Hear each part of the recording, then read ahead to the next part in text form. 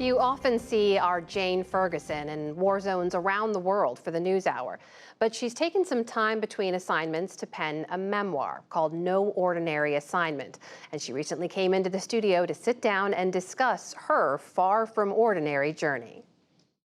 Jane Ferguson, welcome back to the NewsHour. Thank you so much. Happy to be here. So you have spent years telling other people's stories on the front lines of some of the world's worst modern conflicts. This is your story, though. How hard was it to turn the lens back on yourself and tell your own story? It was surprisingly difficult, especially at the NewsHour. You know, we don't want to be the story. As the storytellers, we absolutely are not used to really talking about ourselves in that regard. Even giving interviews like this, talking about, usually I'm asked about politics, I'm asked about current affairs, talking about deeply personal stories, the story of the storyteller. Is new to me, and it really took me a long time to sort of get into the flow of it. What made you want to do it? I am asked a lot, why do I do the work that I do? Yeah. It's a question that I'm sure you're asked as well. We're all asked this question, especially conflict reporters and war reporters.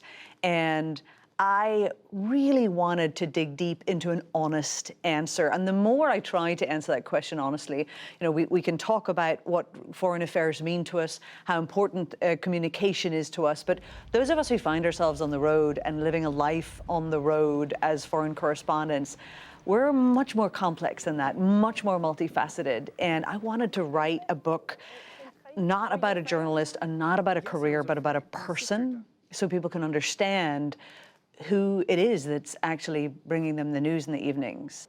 And you go all the way back to the beginning of your story. You talk about what it was like growing up in Northern Ireland in the 80s and 90s. How did those early years impact your desire to want to go into this kind of journalism in particular? When I was growing up, I was in a very rural area. I was trying to make sense of the world as everybody does. I was this very awkward little girl with terrible acne and thick glasses, and I was shy and extremely curious. And I was growing up in the midst of the Troubles in Northern Ireland, so a lot of violence, a lot of political violence, but it was really something that was somehow shrouded in a certain degree of secrecy. I was trying to understand the wider world. And that involved just asking a lot of questions. And I was this very precocious little girl. I was growing up in a relatively patriarchal place where I didn't have a huge amount of professional female role models. But when you turn the TV on in the evening, I saw these women who were telling stories and traveling the world. And lo and behold, men were listening to them, and they commanded people's attention. And so that was fascinating to me. It's also something that I've looked back on in retrospect and seen the uncanny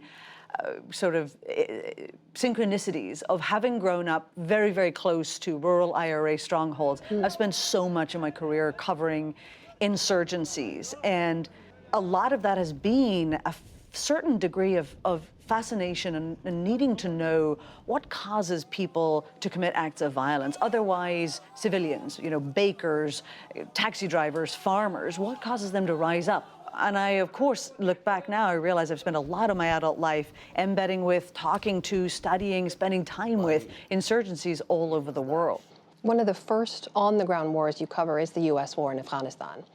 And there's a story in there that struck me because it spoke to, I think, what we all sort of count on in the field oftentimes, which is just luck. You know, that someone runs into you at the right time, you miss the bombing by a matter of seconds, there's a bombing near your hotel, you're rushing to go cover it, someone stops you and says, wait, you have to wait because there could be a secondary bombing, you're still learning on the job. When you look back at your career, how many of those kinds of close calls were there? There's probably more than I even know. I often think about that there are the close calls that we know about. There have been a number of incredibly near misses. I write about this in the book when I was in Syria, and I was in the very early days of the conflict, when we were really still calling it a revolution, but it was turning into an armed uprising. And a very small amount of journalists were getting smuggled into Homs City. And I was supposed to go in for around a week. That was the original plan, but I left because I was very well aware that the situation was so unstable, that this rebel enclave that I was in Syria was so vulnerable to attack. I left early, and the next journalist to be brought in was Marie Colvin, who was a much more experienced, more senior journalist writing for the Sunday Times of London, and she was killed there. So there have been times again and again where that's happened, again in Afghanistan. I left Afghanistan after the fall of Kabul. Myself and my colleague Eric stayed as long as we could. We stayed for 10 days. And then eventually the one place that we were able to stay was with the British military. They said, listen, we're clearing this out and handing it over to the Taliban tomorrow. You must get on a flight out of here. And we got on a flight out, and every single day we'd been standing at the Abbey Gate reporting for the NewsHour, interviewing Afghans as they were desperately trying to get on evacuation flights. Just a matter of hours after we get on that plane, the bombing goes off at the Abbey Gate. So I still don't know if it's luck or grace or an act of God, but I have been spared many times in my life. I'm very grateful.